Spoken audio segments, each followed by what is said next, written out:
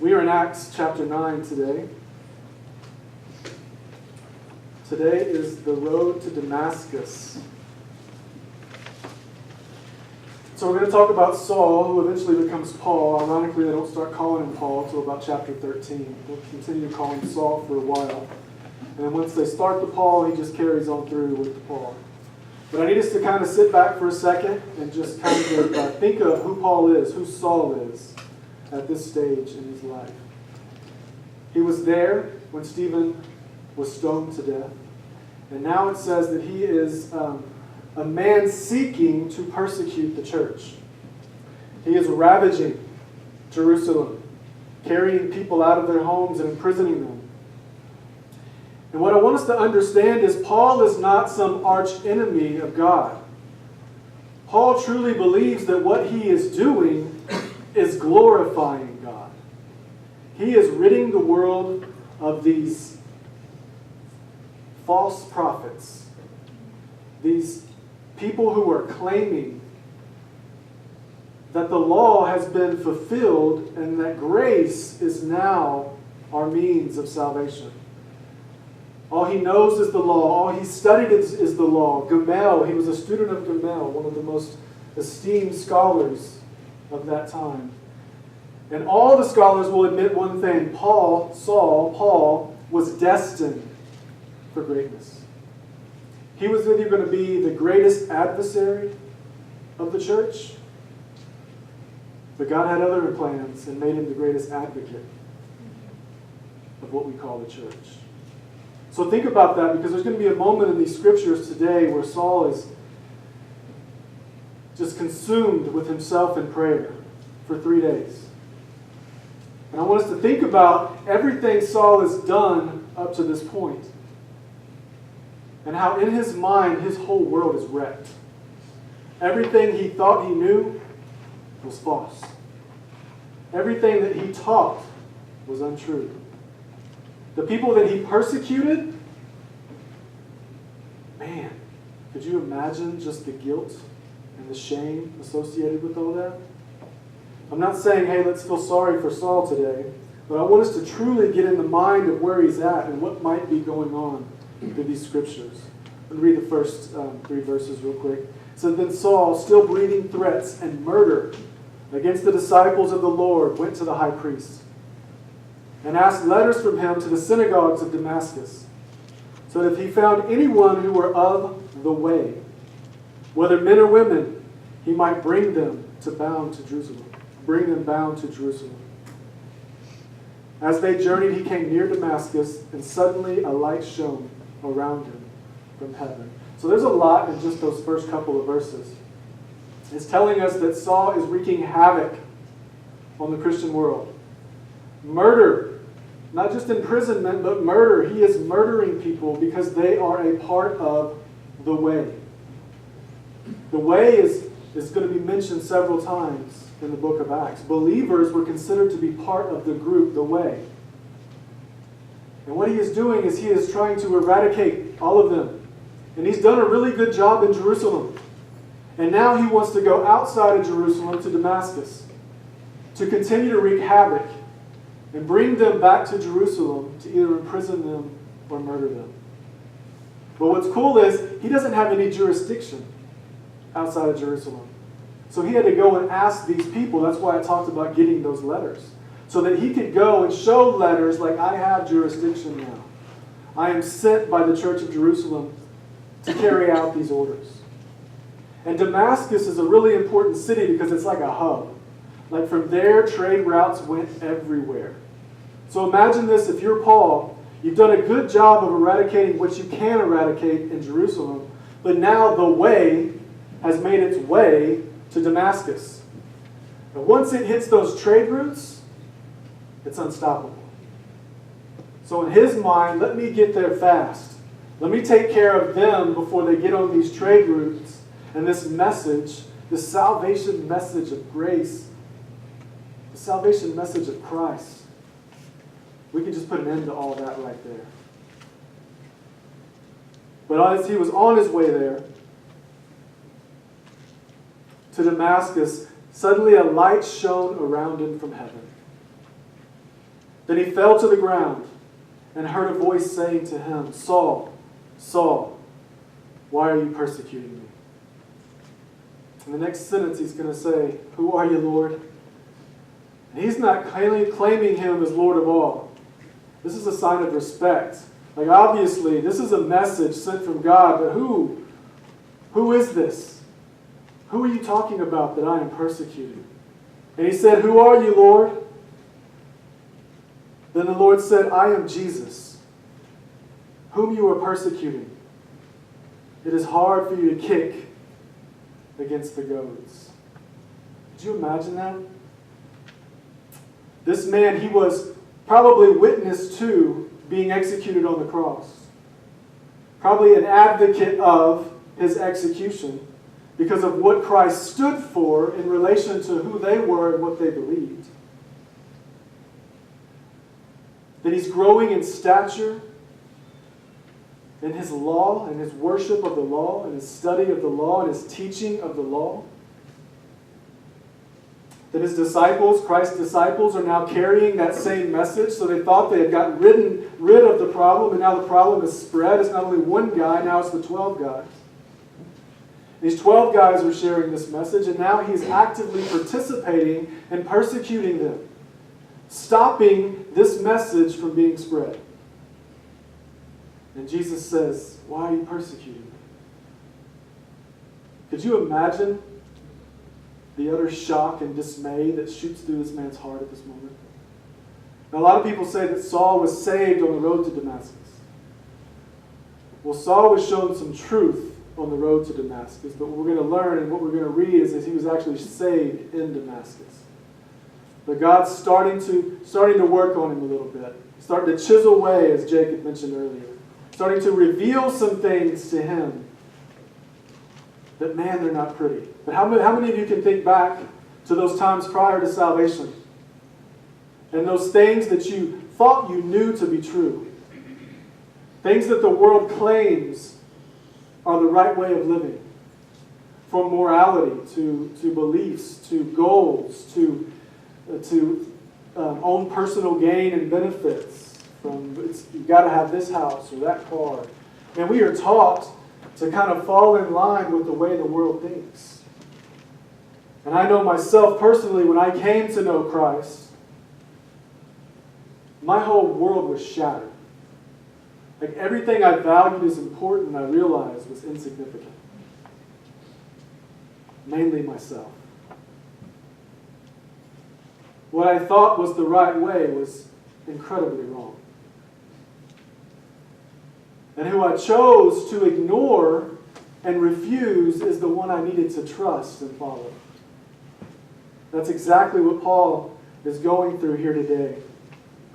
Verse 6 says, so he, trembling and astonished, says, Lord, what do you want me to do?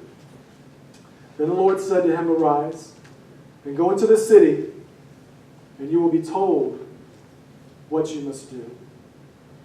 And the men who journeyed with him stood speechless, hearing a voice but seeing no one.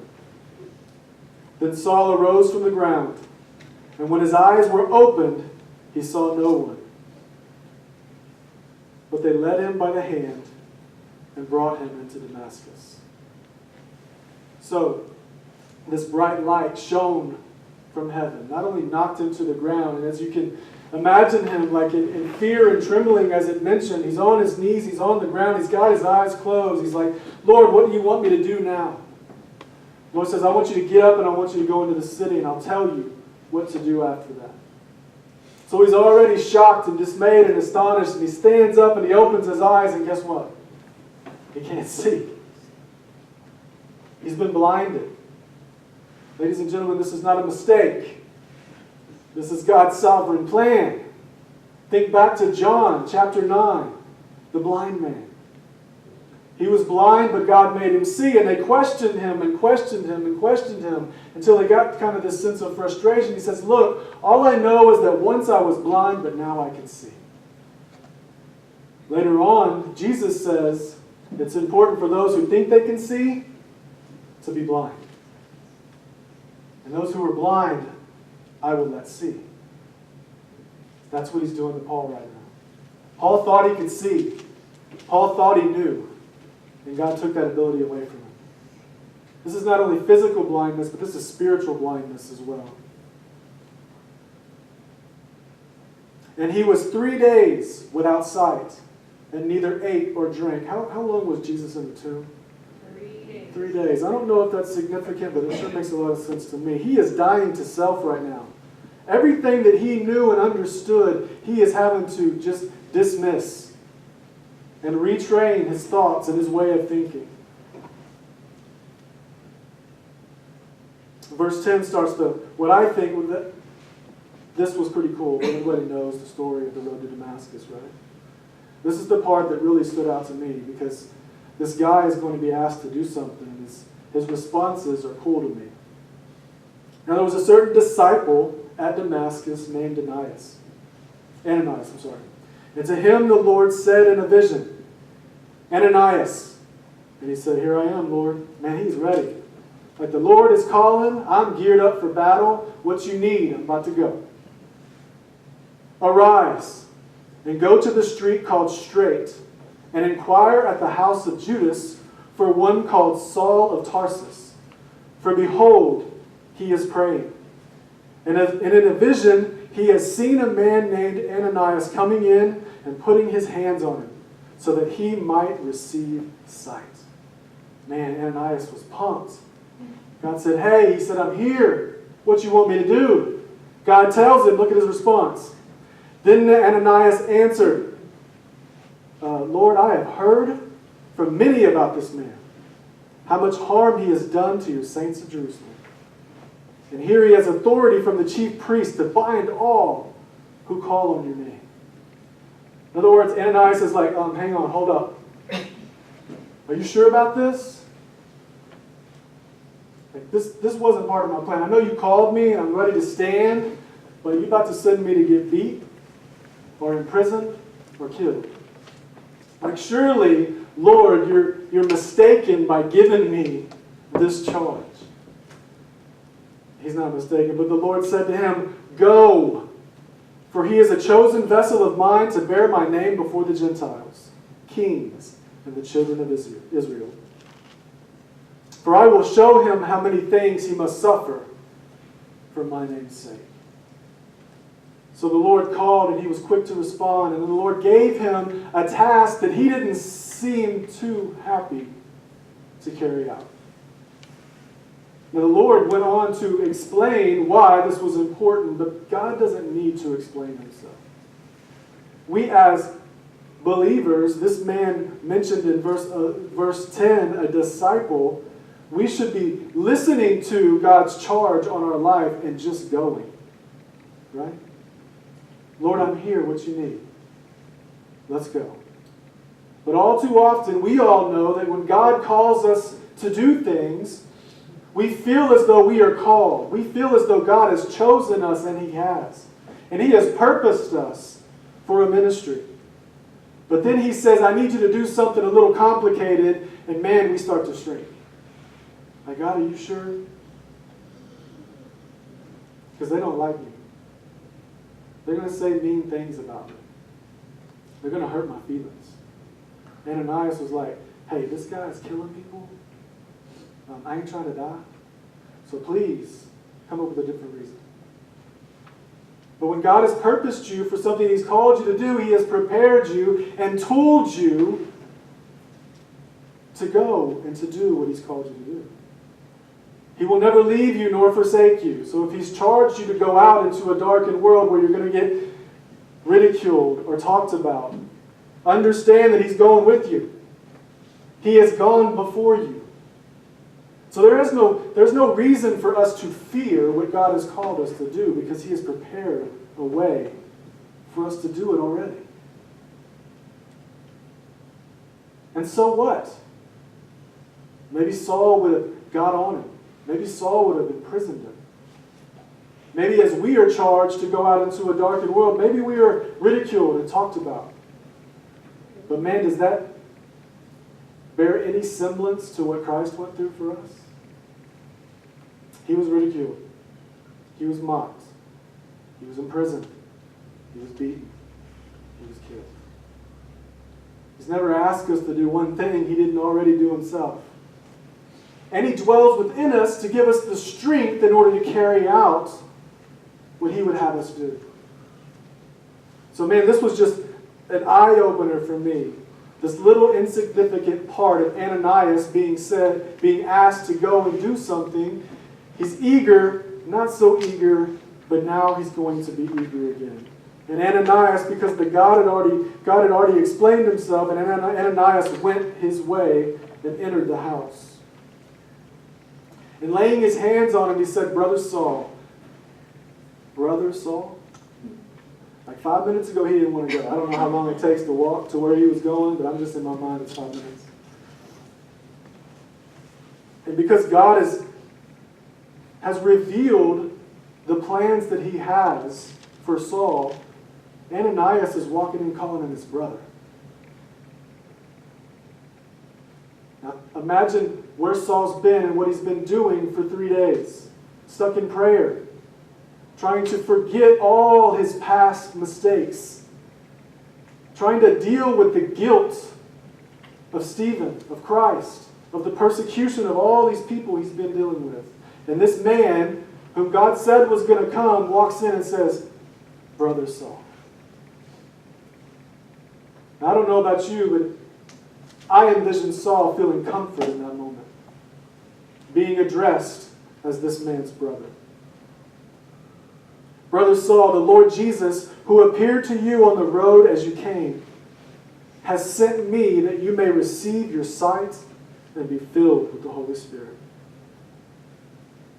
Immediately, there fell from his eyes something like scales, and he received his sight at once, and he arose and was baptized.